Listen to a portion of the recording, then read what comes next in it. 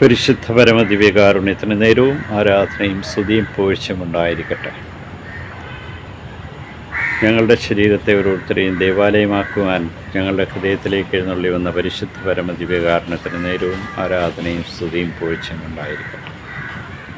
ദൈവകൃപയാൽ നിറഞ്ഞു ജീവിക്കുവാൻ ഞങ്ങളിലേക്ക് എഴുന്നള്ളി വരുന്ന പരിശുദ്ധ പരമദിവ്യകാരുണ്യത്തിന് നേരവും ആരാധനയും സ്തുതിയും പുകഴ്ചയും ഉണ്ടായിരിക്കട്ടെ. പ്രിയമുള്ളവരെ, ഇന്നത്തെ വചനത്തിലൂടെ നമ്മെ ഓർമ്മിപ്പിക്കുന്നു, നമ്മൾ ഓരോരുത്തരും ദൈവത്തിൻ്റെ ആലയമാണ്. പരിശുദ്ധാത്മാവ് നമ്മൾ കുടികൊള്ളുന്നു. അതുകൊണ്ട് ദൈവീകമായ സാന്നിധ്യം അനുഭവിച്ച് ആ ദൈവ കരുണയും സ്നേഹവും ഐക്യവുമൊക്കെ പകർന്നു കൊടുക്കുവാനായിട്ടുള്ള ഒരു വിളിയാണ് നമുക്കുള്ളത്.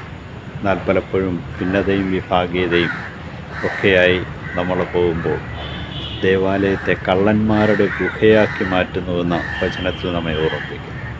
ഇന്ന് പ്രത്യേകമായിട്ടും ദൈവത്തിൻ്റെ ആ കൃപയും ചൈന്യവും നഷ്ടപ്പെടുത്തിയ നിമിഷങ്ങളെ നമുക്ക് ഓർക്കാം.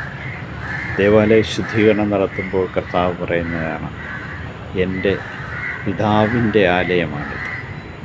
നമ്മൾ ഓരോരുത്തരും പിതാവിൻ്റെ ആലയമാണ്. മണ്ണുകൊണ്ടുണ്ടാക്കിയതാണ് നമ്മെ ഓരോരുത്തരെയും. മണ്ണുകൊണ്ടുള്ള ദേവാലയം ആയ നാം പലപ്പോഴും പൊട്ടിപ്പോകാതിരിക്കാൻ ശ്രദ്ധയോടുകൂടി ജീവിക്കണമെന്ന് നമ്മെ ഓർമ്മിപ്പിക്കുന്നു. ഇന്നേ ദിനം ദൈവം തന്ന എല്ലാ ദാനങ്ങൾക്കും നന്ദി അർപ്പിച്ചുകൊണ്ട് ദൈവകൃപയാൽ നിറഞ്ഞ് ജീവിക്കുന്നതിനാവശ്യമായ എല്ലാ അനുഗ്രഹങ്ങളും നൽകി അനുഗ്രഹിക്കണമെന്ന് പ്രാർത്ഥിക്കാം.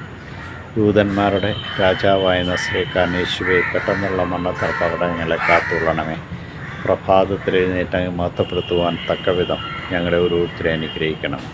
ഈശോയെ നന്ദി, ഈശോയെ സ്തുതി, ഈശോ ആരാധന.